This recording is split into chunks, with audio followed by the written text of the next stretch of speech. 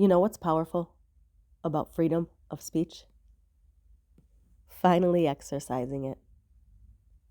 Not in an I do what the fuck I want and don't care about repercussions type of way, but from a place of integrity and dignity, which seem to be words that many people barely understand the definition of, but really love to act like they embody. This episode speaks to a lifelong pattern, not one moment or one isolated event. I am all done carrying silence that protected other people at the cost of my body, my nervous system, my relationships, my life, and my reputation. I am done being misrepresented and misinterpreted because I refused to perform, explain myself, or stay sanctioned. This is what remains after decades of silence, endurance, and restraint. Let me be crystal clear. Choosing silence was not deception. It was survival. And if you grew up or lived in environments where honesty was punished, you know this difference in your body. Delayed speech was not cowardice. It was self-protection in environments that punished honesty. Many people learn early that timing matters more than truth. Not because truth is wrong, but because the cost of speaking is real. Privacy was not a mask. Privacy was what I used to stay alive in spaces that weaponized exposure. The accusation that I am fake, masked, or inauthentic is not just wrong. It is the exact opposite of the truth. But here's the reality that keeps being omitted. I lose people when I remove the masks. I lose people when I speak plainly. I lose people when I stop managing their comfort. I lose people when I show up as I actually am. I lose people as soon as I set a boundary. The minute I become authentic and show my true self, not people pleaser, not spiritualized, not softened, I am frequently attacked, reframed, or cast as the problem. I am accused of being fake because I stopped performing. I am accused of wearing a mask because I took it off. Isn't it all quite ironic? If you've ever noticed, relationships only last as long as you stay agreeable, quiet, or hidden. This isn't imagination. It's pattern recognition.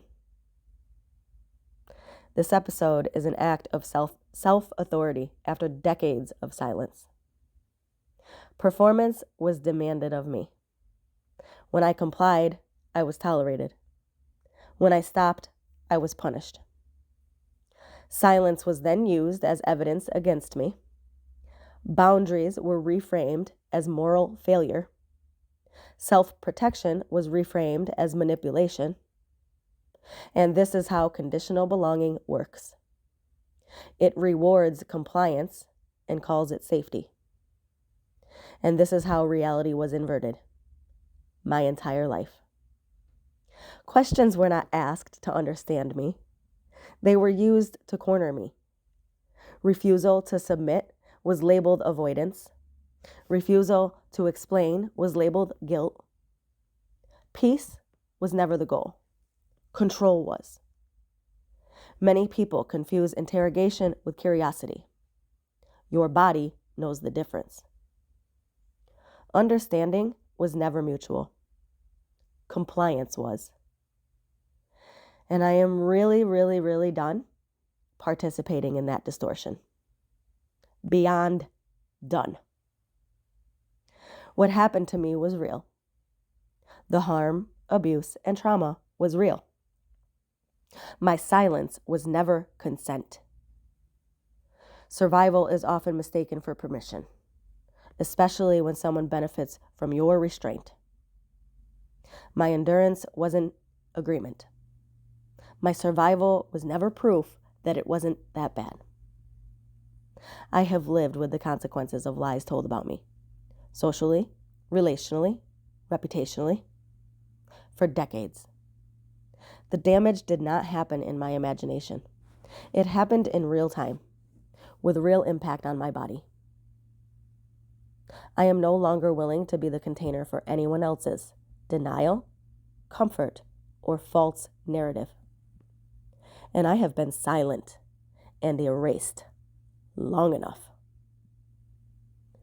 This is not a plea, a performance, or an invitation to debate, reinterpret, diagnose, or correct me. I am simply naming the reality that I lived in my own voice, with my own words, without distortion. I am allowed to tell the truth about what happened to me. I am allowed to stop protecting people who caused intentional harm. I am allowed to exist outside of the stories told about me. The truth does not need permission. It does not need a show. And I do not need to disappear in order for it to exist. This is the clarity that comes after decades of restraint.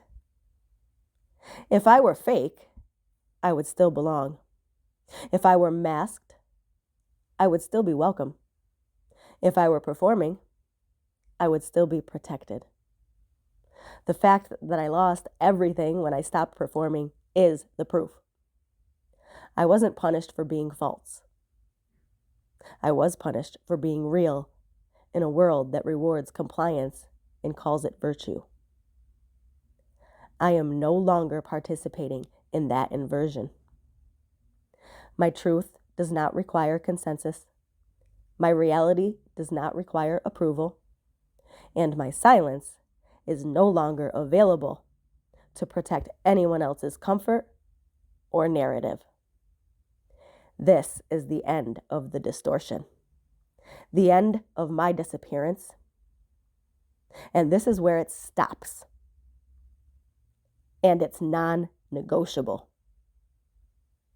Keeping this truth only inside of myself was no longer viable. What this required of my body and life will not continue. I am finished carrying it, and it was long overdue.